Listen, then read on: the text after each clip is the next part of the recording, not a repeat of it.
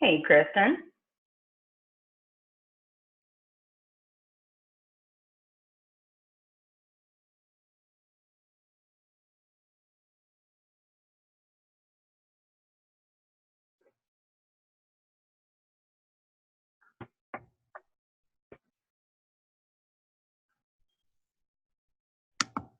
Hey, guys, can y'all all hear me? Who's on? Okay, Kristen, I got your chat that says yes, thank you. I heard somebody. This is my first time using Zoom for a larger group. I'm sorry, Kristen. My kids are trying to do their homework.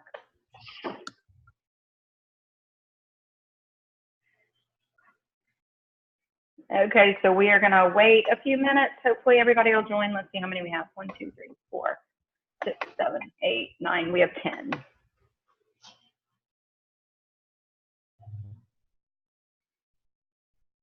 Okay, Lawrence, what program are you in? Avery, you can come in if you want to. I'm not starting yet. Higher ed, wonderful. That's what I thought.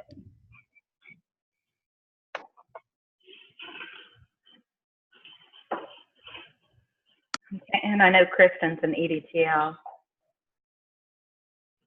What are you doing, baby girl? You're cleaning? My office is too messy for you? Come say hi to mommy, students. I only have 2 on here right now. Say hello.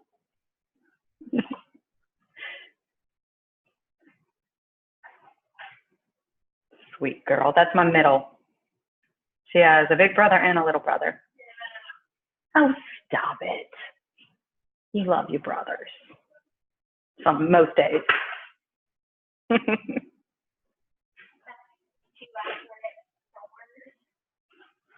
Okay, we're still waiting on a good bit.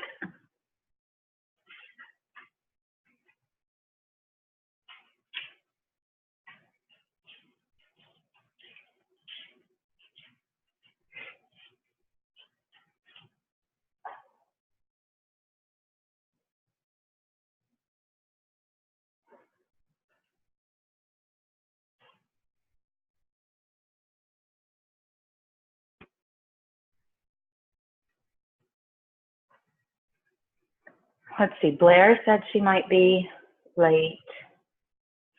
I have Brittany's text message. Let me text her.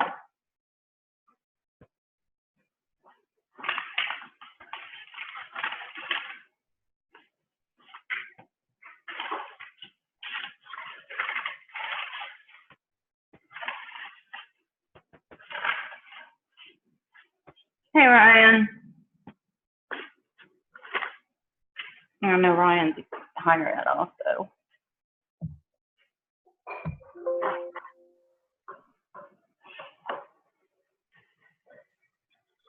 Hello. Nobody wanted their beautiful and handsome faces up here with mine? We didn't want to steal your thunder. Oh, right.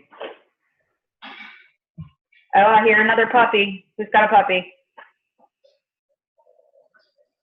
No, I didn't. I think you're hearing the plates clicking. My brother's unloading the dishwasher. Oh, what a good brother.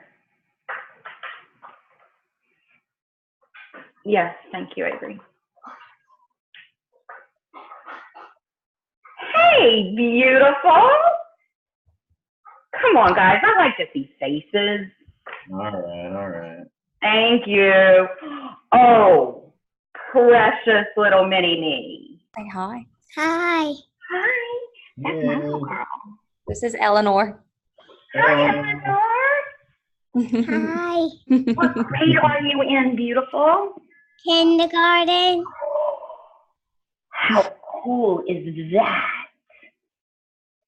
You are gorgeous. Is that your only, Kristen? This is my youngest. My oldest is in first grade. Oh my goodness, little kids. I know, but I feel like they're so big. Yeah. My oldest started high school this year. Oh, goodness. Like, how did I I get to look be so forward to old? that. Huh. This one's in 7th grade, my little mini me. Oh, I love my 7th graders. Yeah, she's awesome. School's pretty easy for her. Okay. And then my wild child is in 4th grade. I had to ship him next door to my mom's because, yeah, I can't do live meetings with him. What are you doing? Centering. She's trying to move my chair to center my face. Crazy girl. Okay, we have Brittany. We're still missing a bunch. Blair said she might not make it. Do y'all know Haley Brewer? No. Kevin Reisinger? Had class with him. Kevin's working, apparently. Kevin's working. We're getting notes from Lawrence at the bottom. Oh, he might be late. Oh, now I see it. Okay.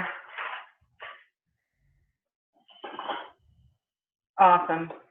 Okay, well, I'm recording this just in case, but I just wanted to touch base with y'all and kind of give you an outline of the class and also some clarification on the first assignment. That sound cool? I am going to share my desktop with you guys. And are y'all able to see my desktop now? Yep. Awesome. Okay. Now the free thing of Zoom only gives me like 35 more minutes on here, so I'm going to try to go quickly. Okay. So typically this class is just for EDTL students. So hey Blair, you made it. So when higher ed decided that they wanted to jump on the bandwagon, I really want to structure this class, half of it toward EDTL, like I typically teach it, but for you higher ed folks, I really want to make this meaningful. I don't want you to learn about things that you're not going to use in your future careers. So that's why I wanted y'all to make that intro video to tell me what you want to be when you grow up, like I told Ryan one day. And hopefully I can skew the project to make them more meaningful to you guys. So I just right now want to talk about this topic 2 first project. As you can see, this is from my summer course. So this hasn't been changed at all, but the structure of it is going to remain the same. So I want you guys to read and review 3 peer-reviewed articles. But the kicker is I want you guys to do it with articles and topics that you are interested and passionate about, and something that you want to, do with your career to inform your new career. So right now I'm going to go over the Nichols databases and how to do this, just in case you haven't done it. I also have a screencast on this if I go too fast. So if you go to the Nichols website, go to current student, and you go to the library. So what I mean by peer-reviewed articles, so there are 2 types of journal articles in these databases. There are practitioner-based journal articles, which would be like Kristen writing to a magazine saying, oh, I have this cool new project with my 7th graders and it worked really, really well. Let me write about it so that another 7th grade teacher can replicate it. Or it would be Ryan saying that I did this new advising program with student athletes and it really seemed to reach them and it got them registered more successfully and into courses for degree seeking. So let me tell other advisors how I can do that. That's practitioner-based articles. Those are great, but that's not what we're looking at right now. Right now, we're looking at more research-based articles. So in order to do that, you can see that I'm going to databases.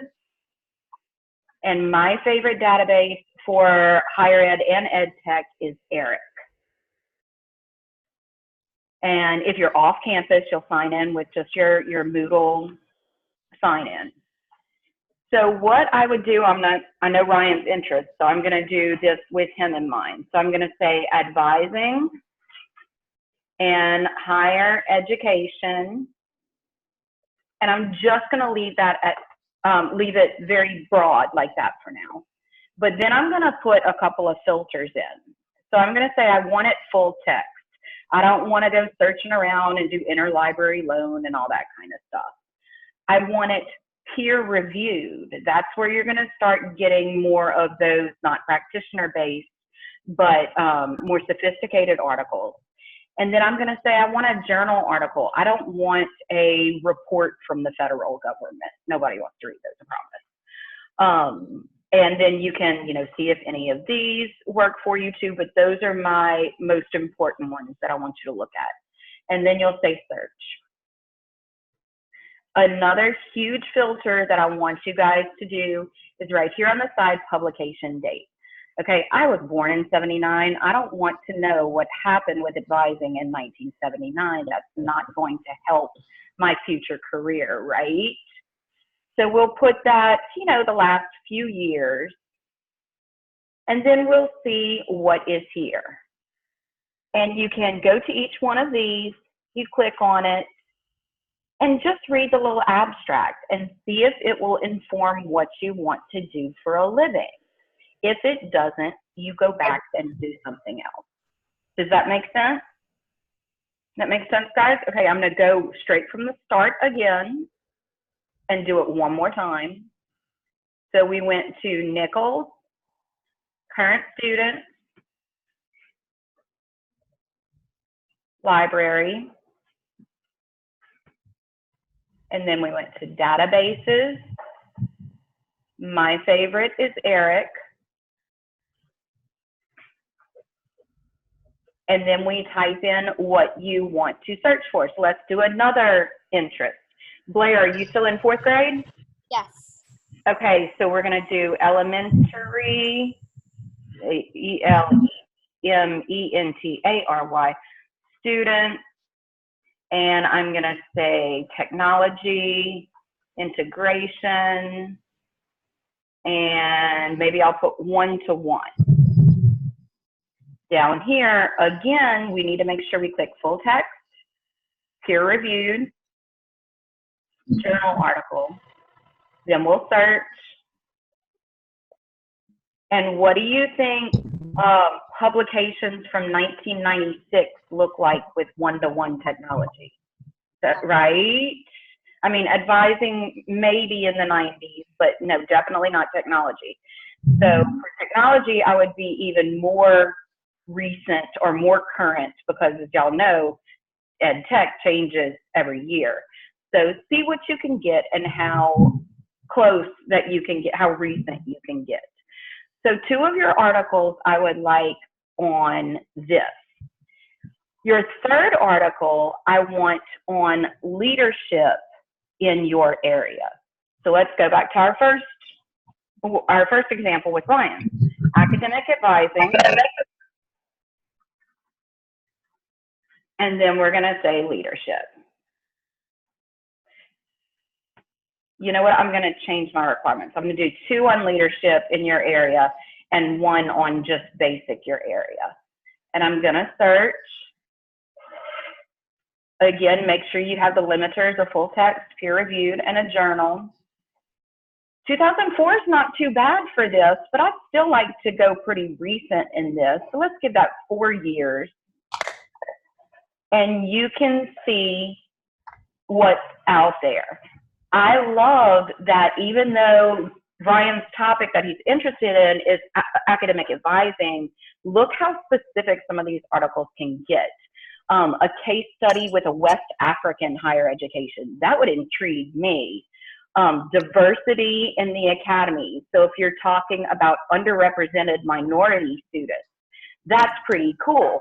This one is more generalized, faculty advising and leadership. What does that look like?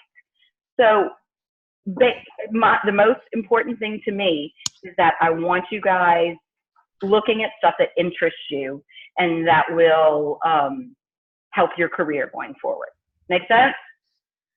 Coolio, coolio? Yep. Okay, we're going back to our Moodle class. I only have 15 minutes left on the free thing of Zoom. That's going to be our first module, and I'm going to change it right now so that y'all have the instructions and it's really clear. So the second module is talking about experience with grants. Do you have any experience with grants? Have you worked on a grant? Have you written a grant? Have you seen any grants? Or you're just like, okay, what is a grant? I need to know where to start with you guys. After this module that we talk about, we're going to have another live class. I think I'll probably make it a little later in the day so that maybe not as many conflicts. Would like 5 o'clock be better for you guys? 4 is One easy. way or the other? Yeah. Okay. 4 is fine, 'cause I could just I'll say it's- record it. Blair, go ahead. Yeah, 4 works because I could stay in my classroom until it's over, and then I'll just leave to go home after. Right. Okay, well, maybe we'll stay at 4, and like I said, I'll record it for those who can't. But I want to do one live session on just basics of grants. You know how when you go into a field, there's all kind of acronyms and buzzwords that you have to learn? Grant writing is the exact same thing. So they won't tell you, okay, here are the instructions for a grant. They'll say, this is the RFP. This is the request for proposal. So there's a whole language of grants that I want to teach you guys about before you go and look at one of my successful grants, and then we'll go looking at what grants are out there that you can write. Okay?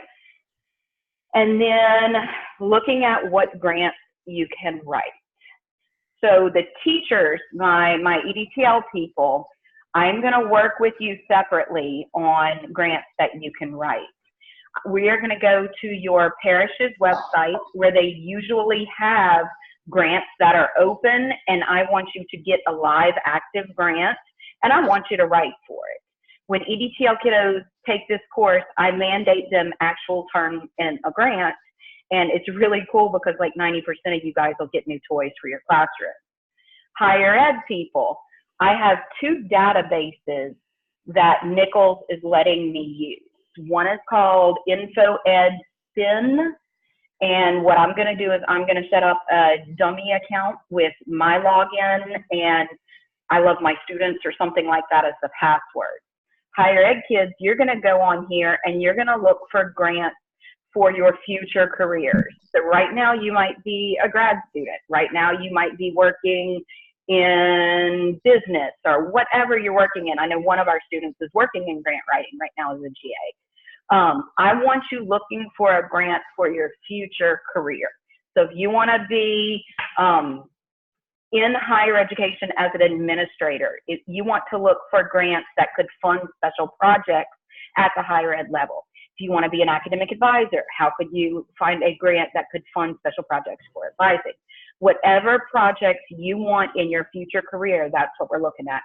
So for you higher ed folks, you're not going to actually be submitting the grant because these are not going to be active for you guys as students. You will have to be in your permanent jobs for it. But we will get an actual RFP, again, request for proposal, which is just the instructions for writing that grant. And you will write it with my guidance, step by step, just like you would be turning it in. Last thing I want to tell you guys about this class. I do not focus on grading in this class. If you are meeting the deadlines, you're making significant progress and efforts, you're going to get an A in this class. My focus is on getting you the expertise in writing that grant so that when you do write a real one or when you write your next one, you're very successful. So I know my EDTL people know this, but for higher ed, if you don't, we're going to be doing this through Google Drive. So what you'll do is you'll go to your Nichols email account, you'll click on these 9 little tabs for Google Apps, you'll go to Google Drive. This is basically a flash drive in the cloud. It's a cloud-based storage system. You're going to click New, and you're going to click Google Docs. It looks just like a Word document if you've never used it. And this is where you are going to write the steps of your grant. After you write it, each step, we're only doing little steps at a time. You're going to share it. It'll make you name it, save. You're going to share it with me. Okay, either my Gmail or my Nichols, it doesn't matter. Here is the important thing. I don't want to be able to edit your document. I'm not going to change your words. I want to be able to comment on your document. So each time you do each step, what I'm going to do is I'm going to go into your document and I'm going to say, okay, insert a comment, and I'm going to say, this is good, but what about? And I'm going to give you feedback on every tiny little piece of your grant. And I don't want you going on to the next steps of your grant until we have the above step, maybe not perfected, but adequate. And I'm not going to grade you on each step as long as you're meeting the deadlines and you're taking my feedback and running with it. You're going to be extremely successful in this course. Cool? You might get some new toys for your classroom through it. Okay, I'm so excited. We're going to have at least one more live meeting, and that's going to be the Intro to Grants meeting where we go over the language of grants. I'm going to pull up a grant that I have written and show you the steps of it. And then I'm going to have each of you on your computers make the Google Doc and start doing that. She's just too cute. This is my oldest. Oh, that's your oldest. Hello. Oh, now mine wants to get back in. She's cleaning my office as we do this, right? Who does that? I love it. Just make sure you stay sane. Oh, I had to bribe her with ice cream, but you know. You just asked for ice cream, okay. So that's the basics of our course. I'm gonna leave the entire, where's Moodle? I'm gonna leave the entire Moodle class up, but until you see the due date changed with fall due dates, please don't start working on that section. Most of it's gonna stay the same. I'm gonna do it without a textbook this time to try to save y'all a few bucks. And we're gonna do more web-based resources, and we're gonna do that live grant writing class. Okay? Yep. That's it. That's all I have. Hi, Kevin. We are just finishing. Sorry about that. I had a hard time just getting in for some odd reason. Did you? And y'all need to tell me that because this is our first time using Zoom. We've usually used Adobe Connect, but I surely like seeing y'all's wonderful faces. It gets old just seeing my own face on Adobe Connect. So. Okay, well, I'm going to make this recording available on Moodle. Again, don't go too far on the Moodle class until you see those due dates change with the fall date. I will let y'all know the next live meeting. Actually, we can schedule it right now. Do y'all have a day of the week preference? Our fire alarm's going off, so I have to go. Go, Blair. Bye. Sweetheart. Do y'all have a day of the week preference? Wednesdays will not be good for us after Labor Day. Awesome. We'll take Wednesday off the table. Anybody else? Day preference? Nope. Okay. No. Let's see. Let's do Tuesday the 3rd. Oh, I cannot do Tuesday the 3rd. I'm sorry. Okay, can we do? I mean, don't schedule it around me. I can't do the first Tuesday of each month either because of faculty meetings. Quite all right. Can we do the 5th? Yes. Let's do the 5th, 4 Yes. o'clock. Let's do the 5th at 4 o'clock. EDTL 505 live meeting. Let's try Zoom again. If it gives people trouble again, we'll move over to Adobe Connect, but I sure like seeing you guys. And I do not care if your kids are with you, if your dog's with you, if you're drinking a glass of wine while we're doing it. Avery always makes fun of me because I'm always in sweatpants with full makeup and a nice shirt. You know, it's the beauty of online learning, right? So we're all moms and dads and fur babies and everything. So I don't mind any of that gorgeous saying cheese behind you. Okay, y'all have a great day. I'm gonna post this on Moodle. If you don't have my cell yet, you should put it in your phone. Text me any questions any time of day. It is 225-290-2347. I'll repeat that. 225-290-2347. I usually put it away around 5:30 or so to be with the kiddos, but you're welcome to text after then, and I'll return it in the morning. I am on campus Mondays, Tuesdays, and Thursdays in Polk Hall if you need a face-to-face. Otherwise, we can one-on-one Zoom if you need it, or go back and forth on text, whatever you need. But I'm excited to work with all of y'all. If you haven't done your intro video yet, make sure you do that. If they're too big to on Moodle, you can email them to me. You can upload them on YouTube and send me the link. You can put them in Drive or Dropbox and send me the link. Any of those work.